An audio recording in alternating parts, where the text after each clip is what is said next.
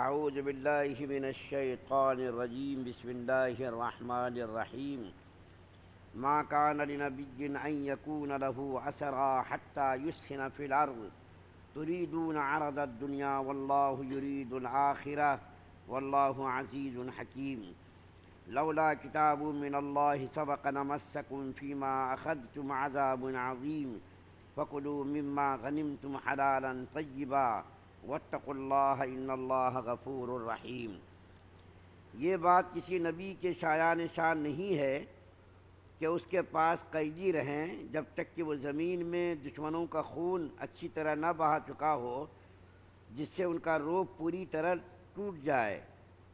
تم دنیا کا ساز و سامان چاہتے ہو اور اللہ تعالیٰ تمہارے لیے آخرت کی بھلائی چاہتا ہے، اور اللہ تعالیٰ صاحب اقتدار بھی ہے، صاحب عظمت بھی ہے۔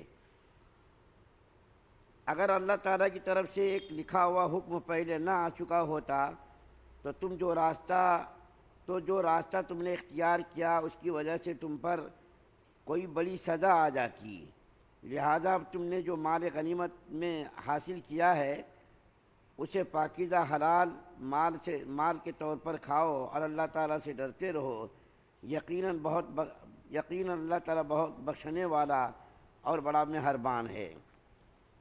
سورہ انفال کی 67، 68، 69 یہ 3 آیات پہلے بھی تلاوت کی گئی تھی۔ اصل میں 2 واقعات جو نبی کریم صلی اللہ علیہ وسلم کے عدل و انصاف سے متعلق ہے، ان 2 واقعات کو بیان کرنے کے لیے دونوں آیتوں کی دوبارہ تلاوت کی گئی ہے۔ اس سے پہلے عرض کیا جا چکا ہے کہ نبی کریم صلی اللہ علیہ وسلم نے بدر کے قیدیوں کے تعلق سے صحابہ کرام سے مشورہ لیا تو بیشتر صحابہ کرام نے نبی کریم صلی اللہ علیہ وسلم کو مشورہ دیا کہ یہ قیدی آپ کے رشتہ دار ہیں، عزیز و اقارب ہیں، ان سے فدیہ دے کر کے ان کو چھوڑ دیا جائے۔ آگے چل کر کے شاید ان میں سے کوئی مسلمان ہو جائے، لیکن اگر ان کو قتل کیا جائے تو پھر ان کے لیے تو اسلام کا جو راستہ ہے وہ تو بند ہو جائے گا۔ تو اللہ کے رسول صلی اللہ علیہ وسلم نے فدیہ دے کر کے چھوڑنا منظور کیا۔ حضرت سعد بن معاذ اور حضرت عمر فاروق رضی اللہ تعالیٰ عنہما قتل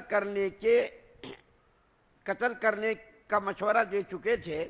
اللہ کے رسول صلی اللہ علیہ وسلم نے جب ان لوگوں کو فدیہ دے کر کے چھوڑنا منظور کیا تو اللہ تعالیٰ نے اس کے بارے میں ارشاد فرمایا کہ اگر اللہ تعالیٰ نے اس کو پہلے سے نہ لکھ دیا ہوتا تو تمہارے اوپر کوئی بڑی سزا، بڑا عذاب آ جاتا۔ یعنی مال غنیمت تمہارے لیے اللہ تعالیٰ نے پہلے سے لکھ دیا تھا اور لوح محفوظ میں لکھا ہوا تھا کہ تم ایسا کرو گے اور تمہارے لیے مال غنیمت حلال کیا جائے گا۔ چنانچہ نبی کریم صلی اللہ علیہ وسلم جب یہ آیات نازل ہوئی تو اللہ کے رسول صلی اللہ علیہ وسلم بیٹھ کر کے رو رہے تھے۔ حضرت عمر فاروق رضی اللہ تعالیٰ عنہ حاضر خدمت ہوئے تو دیکھا کہ اللہ کے رسول صلی اللہ علیہ وسلم رو رہے ہیں۔ پوچھا یا رسول اللہ رونے کے سبب کیا ہے؟ تو اللہ کے رسول صلی اللہ علیہ وسلم نے فرمایا کہ میں عذاب کو بالکل قریب دیکھ رہا ہوں، یعنی عذاب آنے ہی والا تھا کہ اللہ تعالیٰ نے اس عذاب کو روک لیا۔ علماء نے لکھا ہے عذاب نازل نہیں ہوا تھا، صرف عذاب کو دکھایا گیا تھا۔ نبی کریم صلی اللہ علیہ وسلم کو عذاب دکھایا گیا تھا، عذاب نازل نہیں ہوا تھا، کیونکہ اللہ تعالیٰ کا قانون ہے کہ جب کسی پر عذاب اللہ کی طرف سے آ جاتا ہے تو وہ ٹلتا نہیں ہے۔ تو عذاب آیا نہیں تھا بلکہ عذاب کو دکھایا گیا تھا۔ تو اللہ کے رسول صلی اللہ علیہ وسلم نے فرمایا سعد بن معاذ اور حضرت عمر فاروق رضی اللہ تعالیٰ عنہما کو چھوڑ کر سارے مشورے دینے والے اس عذاب کے اندر مبتلا ہو جاتے، لیکن چونکہ اللہ تعالیٰ نے پہلے سے لکھ رکھا تھا کہ مال غنیمت مسلمانوں کے لیے حلال کیا جائے گا، اور نبی کریم صلی اللہ علیہ وسلم کے لیے مال غنیمت کو حلال اللہ نے کیا۔ اس سے پہلے کسی بھی نبی کی شریعت میں مال غنیمت حلال نہیں تھا، بلکہ پہلی شریعتوں میں یہ تھا کہ جب لڑائی کے موقع پر مال غنیمت حاصل ہوتا تو وہ مال غنیمت ایک جگہ جمع کیا جاتا تھا، اور وہ مال غنیمت آسمان سے آگ آتی تھی اور اس مال غنیمت کو آگ جلا دیتی تھی۔ اس جہاد کی قبولیت کی علامت ہوتی تھی کہ وہ جہاد مقبول ہو گیا، اور اگر آسمان سے آگ نہ آتی اور مال غنیمت نہ جلتا تو سمجھا جاتا کہ وہ جہاد مقبول نہیں ہوا۔ بارے کبھی یہ ضمنی بات سے میں جو 2 واقعات بیان کرنا چاہتا ہوں وہ یہ ہے کہ اللہ کے رسول صلی اللہ علیہ وسلم نے جب فدیہ کا حکم دیا کہ ان سے فدیہ دے کر کے چھوڑا جائے، تو قیدیوں میں نبی کریم صلی اللہ علیہ وسلم کے دو نہایت ہی عزیز ترین رشتہ دار بھی تھے۔ ایک تو آپ کے سگے چاچا حضرت عباس رضی اللہ تعالیٰ عنہ، سگے چاچا جو بعد میں مسلمان ہو گئے تھے، اور ایک آپ کے داماد حضرت ابو العاص ابن ربیع رضی اللہ تعالیٰ عنہ، یہ بھی بعد میں مسلمان ہو گئے تھے۔ جب قیدیوں میں ان کو گرفتار کیا گیا تو ان کے پاس 20 اوقیہ چاندی تھی، تو جس نے گرفتار کیا تھا اس نے ان کے پاس جو کچھ بھی مال تھا اس کو چھین لیا تھا، یعنی اسے حاصل کر لیا تھا۔ تو اللہ کے رسول صلی اللہ علیہ وسلم نے ان کو جب گرفتار کیا گیا تو سارے قیدیوں کو رسوں سے باندھا گیا، تو حضرت عباس رضی اللہ تعالیٰ عنہ کو بھی باندھا گیا، لیکن اس کی جو رسی تھی اس کو زبردست طریقے سے باندھا گیا تھا۔ تو نبی کریم صلی اللہ علیہ وسلم نے رات میں آنکھ کھلی تو آواز آ رہی کراہنے کی، یعنی حضرت عباس رضی اللہ تعالیٰ عنہ مضبوط رسے سے باندھنے کی وجہ سے کراہ رہے تھے، سو نہیں رہے تھے۔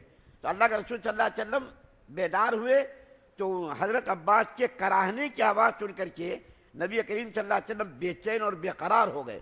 سگے چاچا تھے اور اسلام کے لیے انہوں نے بہت بڑی بڑی قربانیاں دی ہیں، اسلام لانے سے پہلے بھی اسلام کے لیے انہوں نے بڑی بڑی قربانیاں پیش کی ہیں، جس کو بیان کرنے کا یہ وقت نہیں ہے۔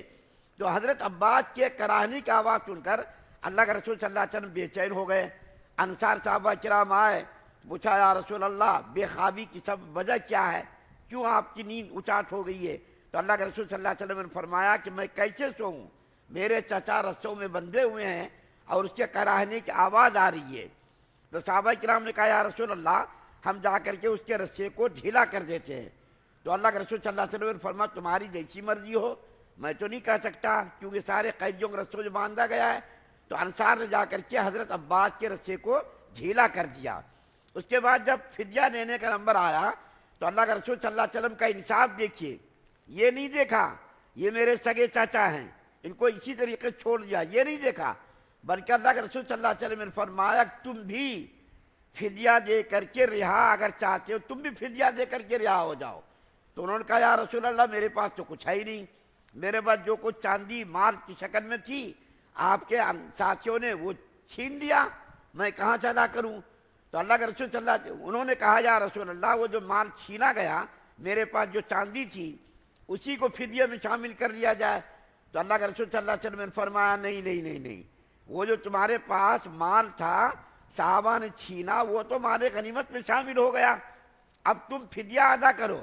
تو حضرت عباس رضی اللہ تعالیٰ عنہ نے عرض کیا یا رسول اللہ میرے پاس تو فدیہ ادا کرنے کے لیے کچھ بھی نہیں ہے۔ تو اللہ کے رسول صلی اللہ علیہ وسلم نے فرمایا کہ جب تم مکے سے لڑائی کے لیے چلے تھے، جب تم مکے سے لڑائی کے لیے چلے تھے تو تم نے 40 اوقیہ کی رقم اپنی بیوی ام فضل کو دے کر کے یہ کہا تھا کہ زمین کے اندر اس کو ڈال دو، دفنا دو، زمین کے اندر اس کو محفوظ کر دو۔ حضرت عبداللہ، حضرت عبید اللہ، حضرت قسم اور ایک اور ان کے بیٹے تھے، انہوں نے کہا کہ یہ مال اگر ہم لڑائی میں مارے گئے تو بعد میں میرے بیٹوں کے کام آئے گا۔ تو اللہ کے رسول صلی اللہ علیہ وسلم نے فرمایا کہ جب تم مکہ سے روانہ ہوئے تھے تم نے مال جو زمین کے اندر محفوظ کیا تھا، دفنایا تھا، وہ مال کیا ہوا؟ تو حضرت عباس رضی اللہ تعالیٰ عنہ حیران ہو گئے، یا رسول اللہ وہ مال تو میرے علاوہ میری بیوی کے علاوہ کسی کو معلوم نہیں تھا، آپ کو کس نے بتایا کہ میں نے فلاں جگہ اس مال کو محفوظ کیا ہے؟ تو اللہ کے رسول صلی اللہ علیہ وسلم نے فرمایا کہ اللہ تعالیٰ نے مجھ کو بتایا کہ تم مکے سے روانہ ہوتے وقت اپنی بیوی کو دے کر کے آئے تھے کہ یہ مال رکھو بعد میں اپنے بچوں کے کام آئے گا۔ دوبارہ اللہ کے رسول صلی اللہ علیہ وسلم نے حضرت عباس رضی اللہ تعالیٰ عنہ سے بھی فدیہ دیا، بغیر فدیے کے نہیں چھوڑا۔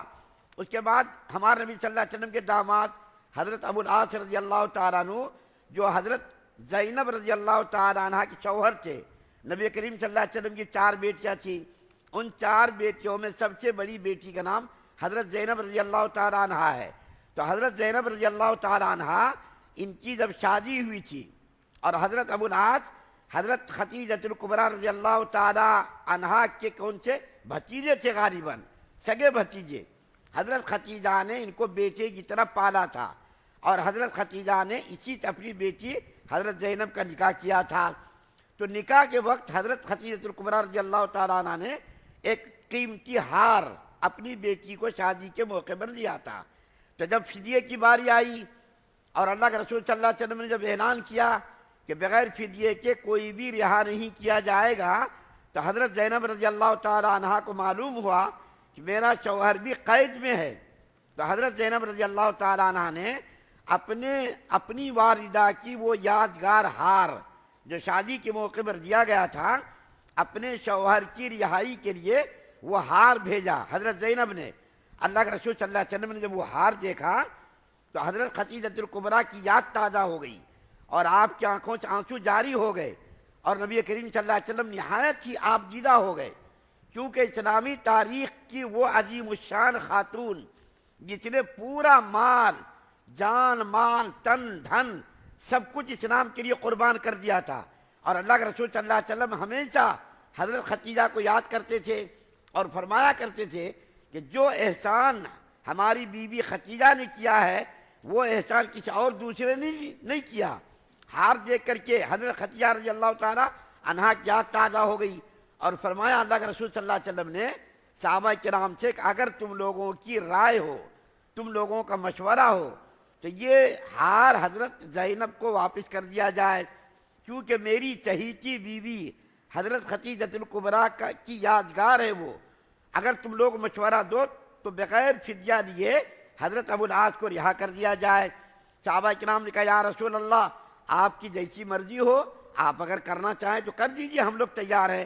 چنانچہ اللہ کے رسول صلی اللہ علیہ وسلم نے وہ ہار حضرت خدیجہ الکبریٰ کی یادگار جو تھا اس کو واپس کیا اور حضرت ابو العاص رضی اللہ تعالیٰ عنہ کو بغیر فدیے کے رہا کیا.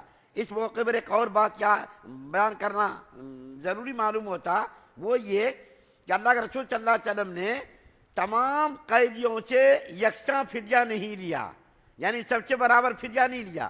جو مالدار تھا، جو دولت مند تھا، اس سے تو زیادہ فدیہ لیا. 1000 سے لے کر کے 4000 تک درہم، 1000 سے لے کر 4000 تک درہم متعین کیا. جو بڑے آدمی تھے انہوں نے 4000، کسی نے 3000، کسی نے 2000 اور کسی نے 1000. اور جو بالکل غریب تھے، قیدیوں میں بہت سارے غریب بھی تھے، تو اللہ کے رسول صلی اللہ علیہ وسلم نے ان لوگوں کو بغیر فدیہ لیے رہا کر دیا. اور جو لوگ لکھنا پڑھنا جانتے تھے قیدیوں میں سے، اللہ کے رسول صلی اللہ علیہ وسلم نے فرمایا وہ قیدی جو لکھنا پڑھنا جانتے ہیں وہ مدینے کے مسلمانوں کو لکھنا پڑھنا سکھا دے. چنانچہ بہت سارے قیدی لکھنا پڑھنا جانتے تھے، انہوں نے صحابہ کرام کو لکھنا پڑھنا سکھایا اور اللہ کے رسول صلی اللہ علیہ وسلم نے ان کو رہا کر دیا. تو بارے کبھی یہ بہت لمبی چوڑی بحث ہے جس کو ان آیات کے اندر بیان کیا گیا ہے کہ اللہ کے رسول صلی اللہ علیہ وسلم نے ان کو فدیہ دے کر کے رہا کیا. تو اللہ تعالیٰ نے پرسوں بھی میں نے یہ بیان کیا تھا کہ اللہ تعالیٰ نے مسلمانوں کو 2 اختیارات دیے تھے. ایک تو یہ کہ ان قیدیوں کو قتل کر دیا جائے، ایک یہ کہ ان سے فدیہ لیا جائے. فدیہ لینے کی صورت میں اللہ تعالیٰ نے نبی کریم صلی اللہ علیہ وسلم سے فرمایا تھا کہ اگر آپ نے فدیہ لے کر کے ان کو چھوڑا تو آگے چل کر کے آپ کے بھی 70 صحابہ کرام شہید کیے جائیں گے. تو صحابہ کرام نے اس کو بخوشی منظور کیا. پھر اللہ تعالیٰ نے فرمایا اچھا تم نے اگر فدیہ لے لیا تو کوئی بات نہیں، اب تم اس فدیے کو کھاؤ حلال مال سمجھ کر کے. اور میں اسی مجلس میں ایک مرتبہ عرض کر چکا ہوں کہ سب سے بہترین پاکیزہ مال، حلال مال جو کافروں سے لڑائی کے موقع پر حاصل کیا جاتا، وہ سب سے بہترین پاکیزہ حلال مال. تو اللہ تعالیٰ نے فرمایا کہ اس مال کو حلال سمجھ کر کے کھاؤ. تم نے دنیا کو اختیار کیا، اللہ نے اس کو پسند نہیں کیا، جائز تو ہے لیکن اللہ نے اس کو پسند نہیں کیا. لیکن اس کو اگر تم نے پسند کیا ہے تو ہم بھی اس کو حلال قرار دیتے، تم کھاؤ. اللہ تعالیٰ تمہاری لغزشوں کو معاف کرنے والا ہے، تمہاری غلطیوں کو معاف کرنے والا ہے. اب اس کے بعد کسی آدمی کو اعتراض کرنے کا صحابہ کرام پر حق نہیں ہے، کیونکہ اللہ تعالیٰ نے فرمایا اس مال کو کھاؤ، تمہارے لیے حلال ہے وہ مال. اور جو تم سے لغزش ہوئی، تم نے جو دنیا کو پسند کیا، اگرچہ اللہ کو وہ رائے اور وہ فدیہ دینا گوارا نہیں تھا، لیکن اس کے باوجود اللہ نے اس مال کو حلال کیا. اور حلال کرنے کے ساتھ ساتھ تمہارے لیے بشارت ہے کہ تمہاری غلطیوں کو، تمہاری لغزشوں کو اللہ تعالیٰ نے معاف کیا. اللہ کی معافی کے بعد کسی آدمی کو صحابہ کرام پر طنز کرنے کا، اعتراض کرنے کا حق باقی نہیں رہتا. اللہ سے دعا اللہ ہم سب کو سننے